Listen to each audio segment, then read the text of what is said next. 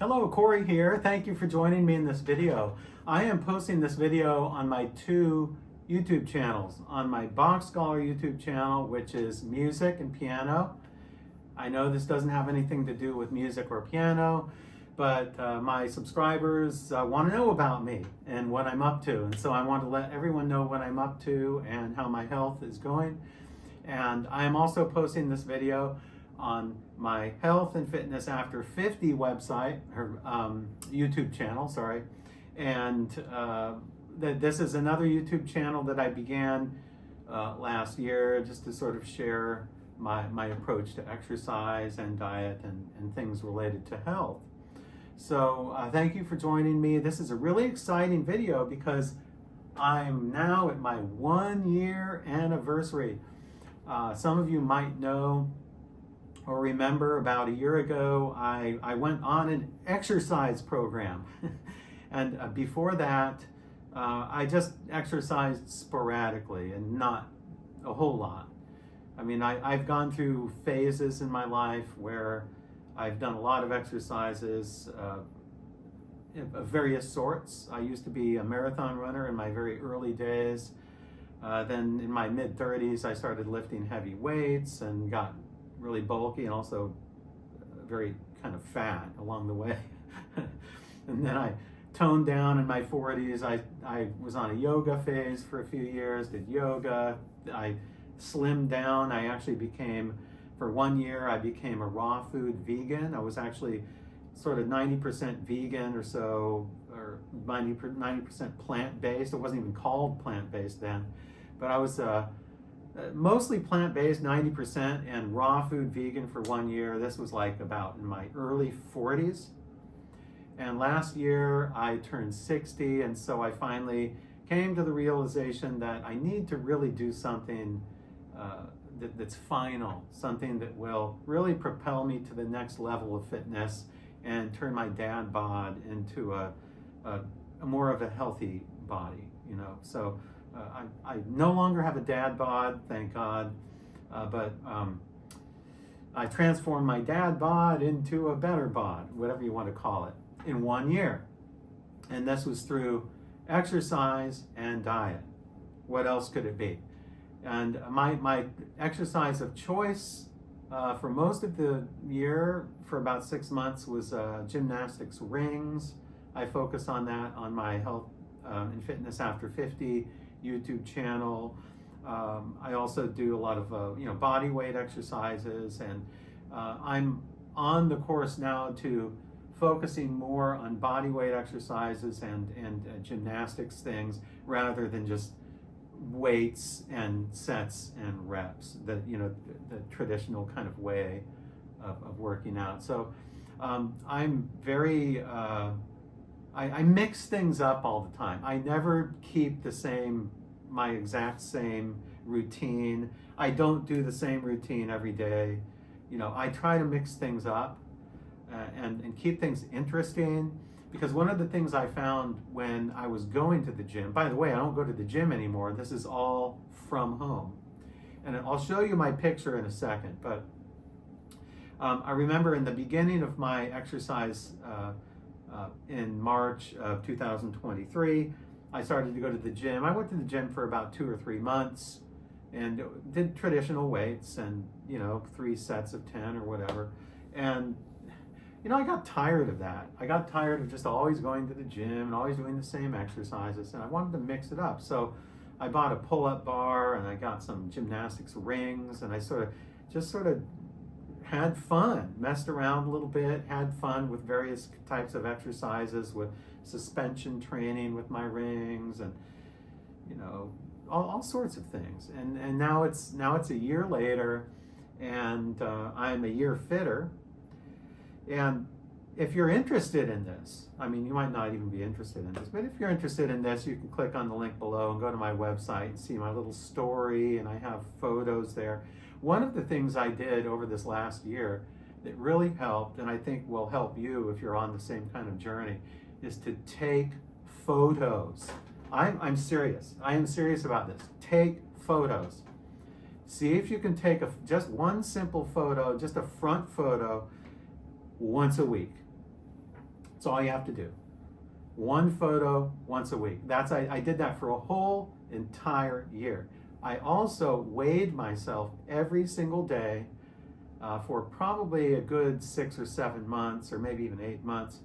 And then after that, around the last few months of this 12-month program, I started to just weigh myself one time a week, and that was when I did my photos. So what I do is to track my progress, or if I'm going in the other direction, if I don't have any progress, to see, to improve my results. I take a photo every Tuesday, and I don't know why Tuesday, I just like Tuesdays. So I take a photo every Tuesday, I weigh myself in the morning before I eat anything, and I keep track of that on my website so I can see my progress throughout the months and throughout the whole year, and hopefully I'll be doing this longer, throughout the years, with an S, plural, years. So I've only been doing this 1 year. Diet and exercise. I've been making sure I eat good food. I mean, I do cheat. I like chocolate, I like sweets, I like cake, I like ice cream, but I try to limit those things. And like normal people, I do binge sometimes. I go overzealous on the chocolate, or eat, have a Pop-Tart or two, for God's sake, for God forbid, a Pop-Tart. So I do cheat from time to time, but it doesn't derail me. So one thing I learned is not to get so obsessed about my diet. I remember that in the beginning, I did mostly the carnivore diet, a really keto carnivore style diet. And I have a video on that. It's a pretty popular video. You can read why I no longer do the carnivore diet. And so in the beginning of this exercise phase, I was doing the carnivore / keto diet for about up to the first, I'd say 4 months or so of my exercise program. I had been doing it before that. So I started my exercise program, when I began, I was 182.5 pounds, which was pretty good, because a few months before that, or just a couple months before that, I was over 200 pounds. I was around 205. And by the way, my very heaviest in 2017, I was 245. Right? I'm 5'7". I was 245 in 2017. So over those past like 7 years or so, I've been just toning down a little, cutting off the weight. And now this last year, I've been officially on my exercise program and officially counting my calories and tracking my macros and all of that stuff. And this is the result. So the photo on the left is when I started my exercise program. It was March 26, 2023. I was 182.5 pounds. I weigh myself with a very accurate scale at Publix supermarket. It's a great scale. I don't trust bathroom scales, so I do not use bathroom scales. I only use heavy duty scales like at grocery stores. So these weights are very, very accurate. So I was 182.5. I had I was in, I think, relatively good shape for a 60-year-old. Okay, bear in mind I was 60 in the left photo, and it's not bad, but it's not anything I want. I want better than that. I don't want a dad bod. I want to be athletic. I want to do like gymnastics things, and mostly I want to do body weight type things. So that's my goal right now. That's where I'm heading towards right now. But over the year, I fluctuated. So I started at 182.5 with sort of a dad bod, more fat than I wanted. I was probably a good, I'd say at least 20% fat, maybe 22% fat. I'm estimating in the left photo, maybe 20, I'll say 20% fat. And then through the year, actually, I went down in weight. So actually, from March until like say July, I took off more pounds. The lightest I got was like 175.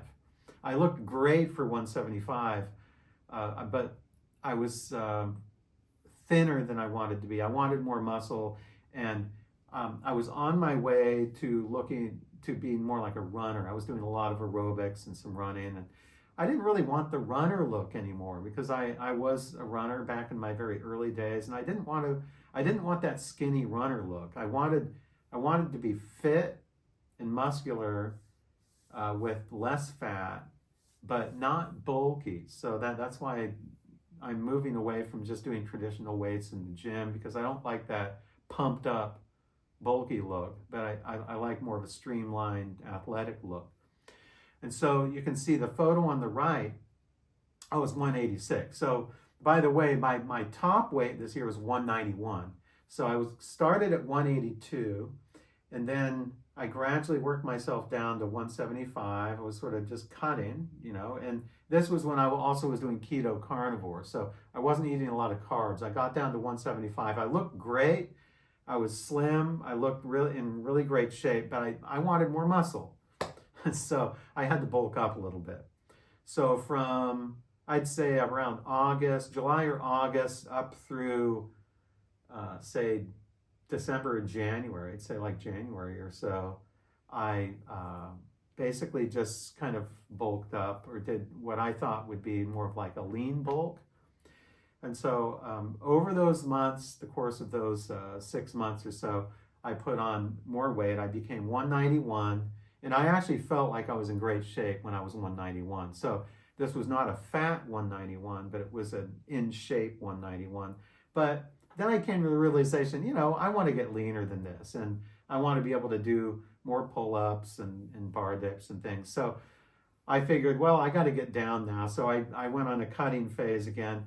And my goal over the last couple months to my year anniversary was, actually my goal was to hit my exact weight, 182 or 182.5. But I wasn't able to do that quite. I made it to 186. So I'm about 4 pounds heavier, not a whole lot of difference in weight per se, but a huge difference in body composition. I lost a lot of fat along the way, and I gained muscle.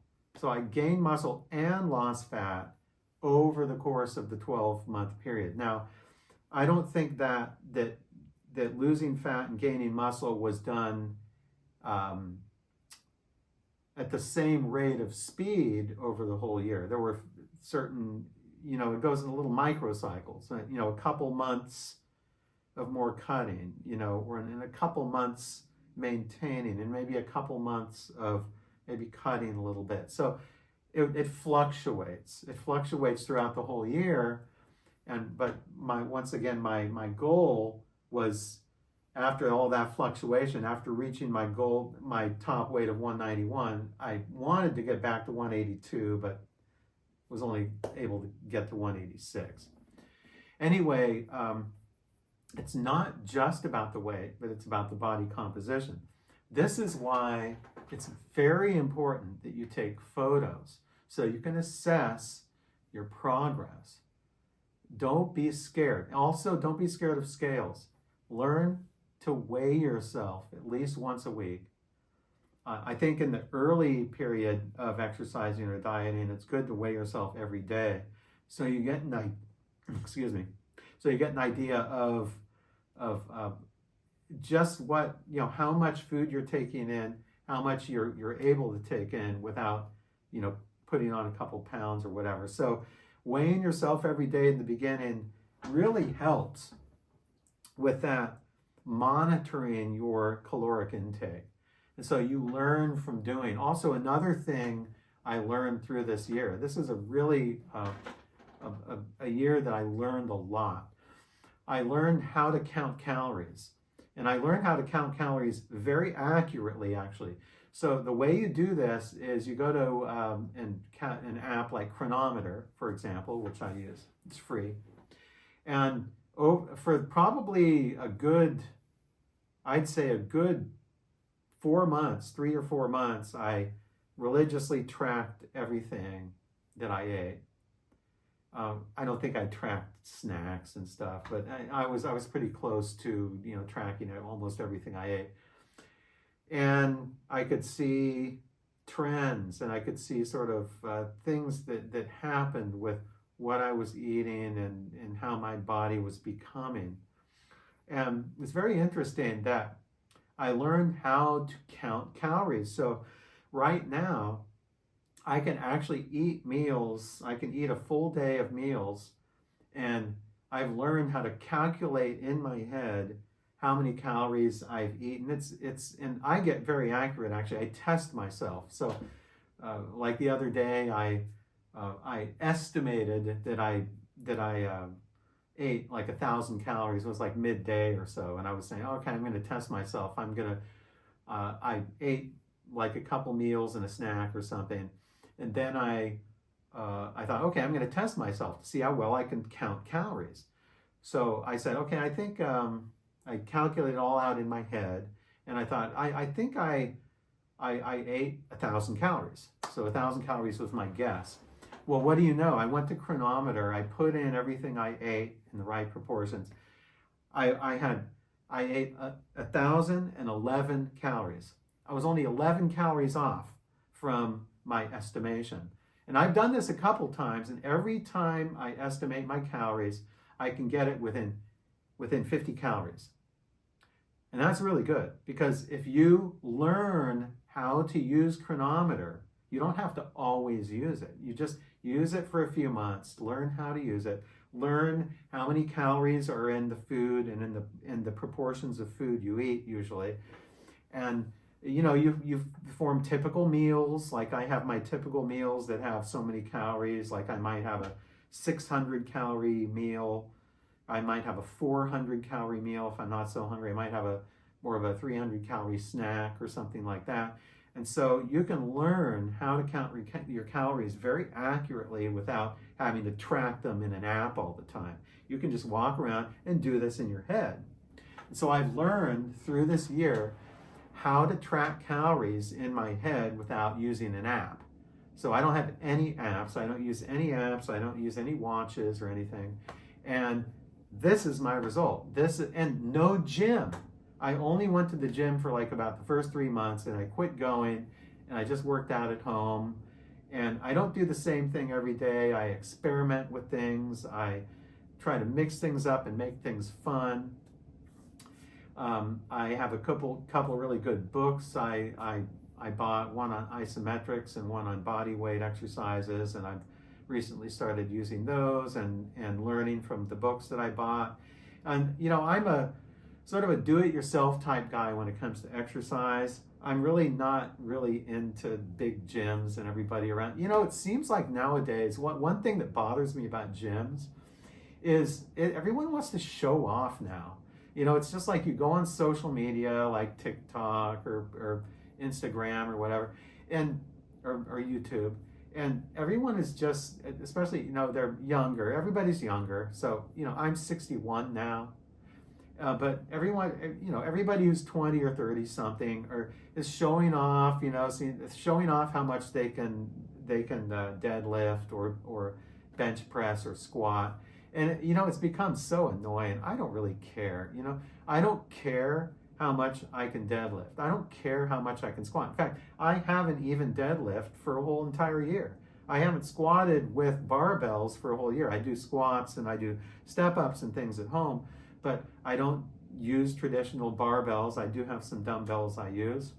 I have a weight vest also. But I don't do all those traditional lifts. And one of the things that bothers me about gyms and social media is, you know, if I'm scrolling through, say, you know, Facebook or YouTube or something, you know, it's just one ego person after another, always in their 20s and 30s. They always think they're tough. They always think they're bad. They always think they can lift so much more than everybody else. They always think they have great bodies. Yeah, wait until they're 60 like me and see what they can do. Let's see if they can still do this when they're 60. So another thing I learned in addition to counting calories in my head without any apps is how to rest, how to know when to rest. Because the way I exercise is I don't plan it from day to day. I just go by the way I feel. So if I wake up in the morning and I'm pretty sore, let's say the day before I did a bunch of pull-up negatives and a bunch of bar dip negatives and a bunch of step-ups or something, and I'm like achy all over. You know, my legs are kind of sore all over my upper body. I just take the day off. Okay, so I've learned not to become an exercise addict and take the day off. In fact, about a month ago, I took a whole week off. I took a whole week deload. I didn't do anything for one whole entire week. That's actually the first time I did that. I'm sad to say that was the first time I ever did 1 week, what they call a deload, where you just don't do anything, you don't train. I think I may have done a little aerobics or something, or cardio.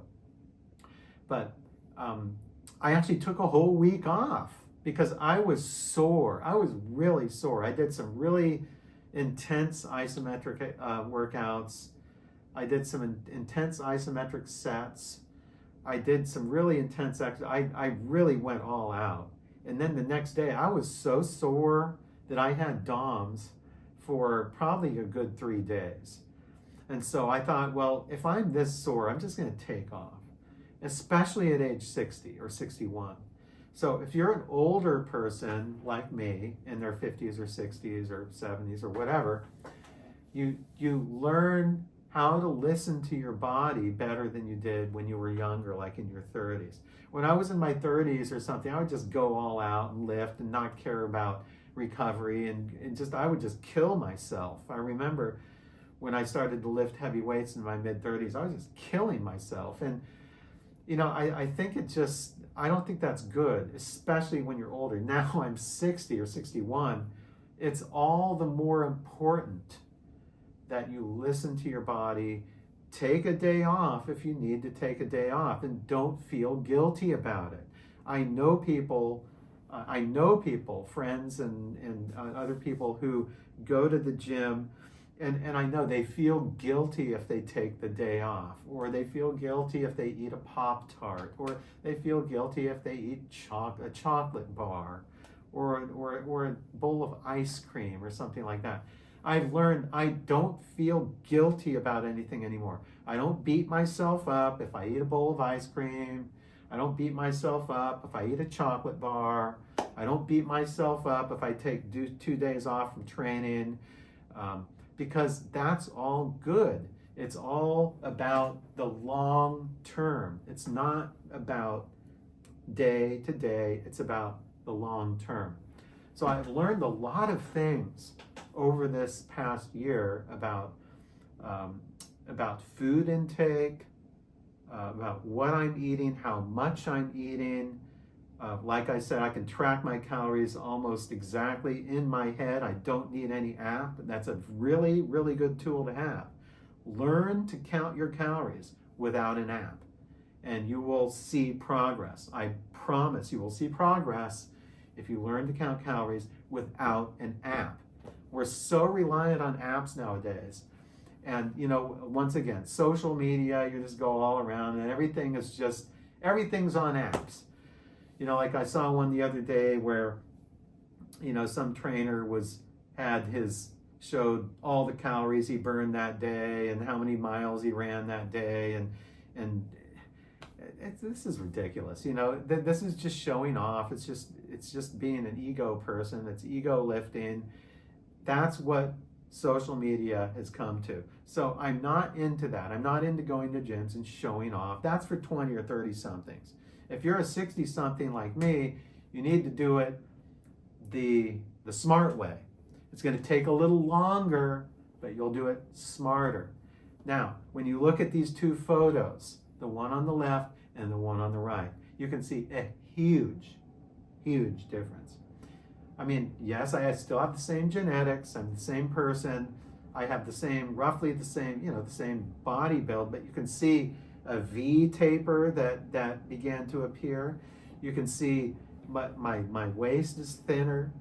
You can see my traps and my shoulders have more muscle and more of an athletic look.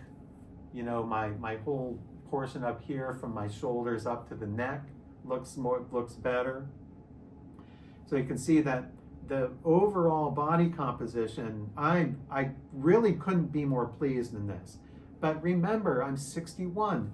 If you go to social media like TikTok or Instagram or something, this will look crappy. So if I showed this on Instagram, people would say, oh, that's no good, you know, because they all have the AI enhanced photos now, and it makes them look better than they are. But there's no enhancement here, and I don't take any drugs of any kind, no steroids, no HRT, no no testosterone or anything like that. I'm all 100% natural. The only thing I take is whey protein. I don't even take creatine. I stopped creatine. There were a couple weeks I remember in July and August, I started to take creatine, like I think it was 5 grams a day, or I worked myself up to that, like you're supposed to. I did creatine. It just makes me too bloated. And I've done this before. I did creatine, I remember in my 30s or so, when I first started lifting heavy weights again, you know, after high school. And I started a creatine cycle, and I noticed I became really just too puffy looking. I was puffy, very sarcoplasmic looking. I was puffy looking. I felt bloated, and I got bruises from creatine. I would wake up and I had a huge bruise, like after doing like lots of curls or something. I have a big bruise on my bicep or something, and so I quit creatine way back many years ago. But then I wanted to try it again to see if it would work again, but it didn't. It did not work. I cannot stand creatine. So I actually quit buying whey protein that has creatine in it. I'm not a fan of creatine. It just doesn't work for me. It makes me bloated. It makes me puffy looking. You can actually see my pictures on my website. There's like a few weeks where my pecs were really like pumped up. I had like really pumped up pecs. That's when I was on creatine. And I hate that look. I said, this looks terrible. I like looked like I had man boobs, you know. It's like man boobs and looked all puffy. And so I said, to hell with creatine. I'm not taking that anymore. So I quit creatine. So I don't take anything, just whey protein, no creatine, no testosterone, none of that. And I'm 61, and I made this kind of progress in 1 year. Now, if I can do it, perhaps you can do it too. So if you're interested in this sort of thing, join or subscribe to my Health and Fitness After 50 channel. You're invited to join me there. And you know, I have at the moment, I have almost 100 subscribers. So it's not a lot, but I do try to post on a regular basis various exercises that I do, and maybe what I'm eating or what I eat for the day, and that sort of thing.